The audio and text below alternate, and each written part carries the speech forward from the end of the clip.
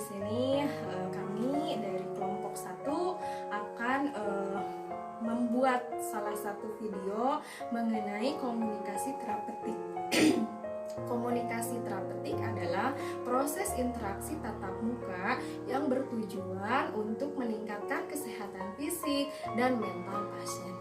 Metode ini umumnya dilakukan oleh tenaga kesehatan untuk memberikan dukungan dan informasi kepada pasiennya. Mari kita simak videonya sebagai berikut.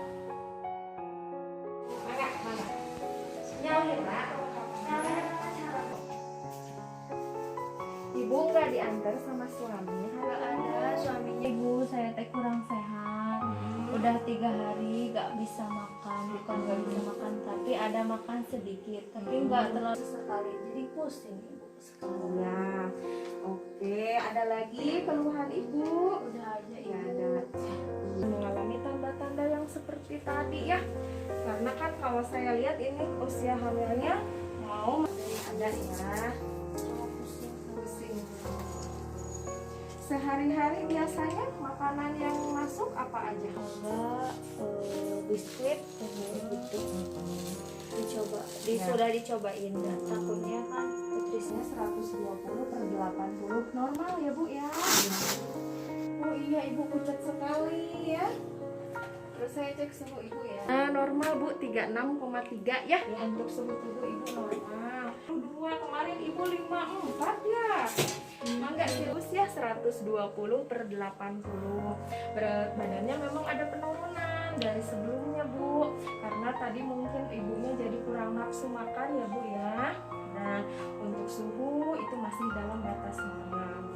Hanya di konjungtiva memang agak pucat. Salah satunya mungkin karena nutrisi tadi, Bu ya. Nah, baiklah di sini saya akan memberikan komunikasi terapeutik terhadap pasien tersebut ya. Komunikasi terapeutik adalah proses interaksi tatap muka ya yang bertujuan untuk meningkatkan kesehatan fisik dan mental pasien. Metode ini umumnya dilakukan oleh tenaga kesehatan untuk memberikan dukungan dan informasi kepada pasiennya. Salah satu tenaga kesehatannya bisa oleh bidan, oleh perawat, oleh dokter di puskesmas, oleh bagian gizi, dan masih banyak lagi ya. Nah, kebetulan di sini ibu hamil datang ke tempat praktek bidan mandiri. Salah satu keluhan pasien diantaranya jadi adanya nafsu makan yang menjadi berkurang ya Bu ya dibandingkan semenjak sebelum hamil. Kemudian dari berat badan ada penurunan karena asupan nutrisi yang tidak stabil. Dari konjungtiva juga semenjak hamil jadi agak pucat, padahal bulan kemarin saat kontrol masih bagus ya Bu ya. Untuk tensi masih aman ya Bu ya, masih normal.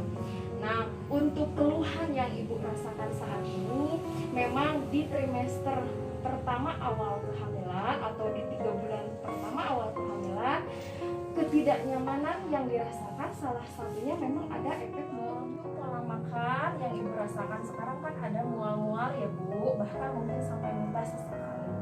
Jadi pola makannya di rumah dengan porsi yang sedikit-sedikit ya Bu ya, tapi sering. Misal jam 7 tuh Bu tuh makan nasi sedikit sama gorengan bala-bala, tahu, tempe, makan. Nanti 2 jam kemudian Ibu boleh, oh ada buah pisang nih di meja, boleh dimakan. Sudah seperti itu belum Ibu di rumah? Jadi saya di rumah juga dilakukan, kan sekarang mah udah zamannya gadget ya Bu ya. Jadi boleh saya searching juga selain dari buku KIA yang saya baca. Jadi makan sedikit tapi sering ya. Ya itu juga membuat saya agak sedikit enakan, karena kalau misalnya perut saya terlalu kosong juga kan mengakibatkan mual. Ya betul, Ibu pintar sekali ya, sudah sejauh ini sudah memahami ketidaknyamanan yang Ibu rasakan di awal kehamilan. Nah, sebetulnya Bu ya, kalau untuk mual muntah ini akan berakhir pada trimester kedua seiring dengan berjalannya usia kehamilan. Akan tetapi pada sebagian ibu hamil, ketidaknyamanan ini memang sangat mengganggu. Bahkan pada ibu sendiri tadi berat badannya turun berapa kilo Bu? 2 kilo. 2 kilo tuh kan. Dalam 2 bulan ibu turunnya 2, otomatis kebutuhan nutrisi juga harus meningkat. Bagaimana dengan susu kehamilan? Ibu minum di rumah? Ya, saya masih minum susu. Ya. Karena dari susu aja enak gitu.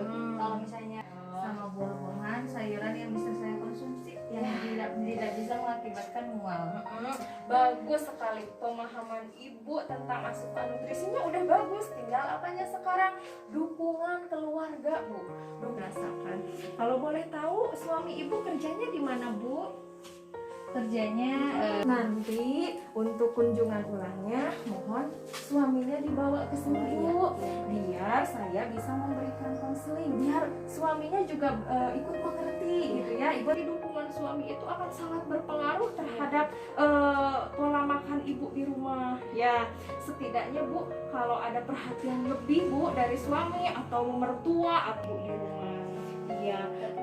sekarang kondisi saya masih baik-baik saja kan ya Bu ya? Ya, alhamdulillah Bu ya, kalau dilihat dari pemeriksaan ibu masih sehat gitu ya. Untuk rahimnya tadi setelah diperiksa itu karena memang usia kehamilan ibu menginjak 3 bulan, jadi usia hamilnya masih 8 sampai 9 mingguan, jadi memang belum teraba Bu ya untuk rahimnya gitu. Paling kalaupun mau Semoga apa yang Ibu sampaikan dapat saya aplikasikan di rumah. amin. Terima kasih.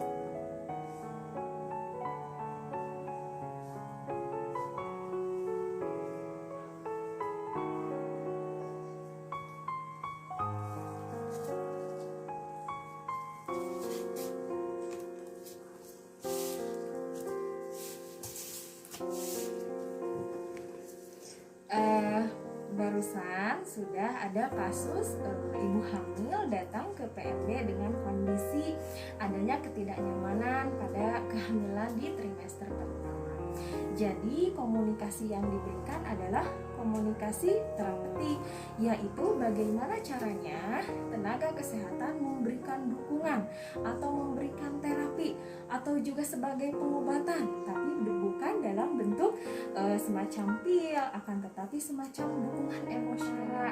Bidan dengan pasien itu harus adanya kedekatan terlebih dahulu. Bagaimana bisa pasien mau menuruti kesehatan, terutama bidan dengan pasien itu harus terjalin secara dekat gitu ya. Hal ini bertujuan supaya pasien dapat memahami komunikasi terapeutik yang bisa kita berikan semampunya atau semaksimal mungkin supaya pasien mengerti dan memahami dan dapat diaplikasikan dalam kehidupannya sehari-hari ya.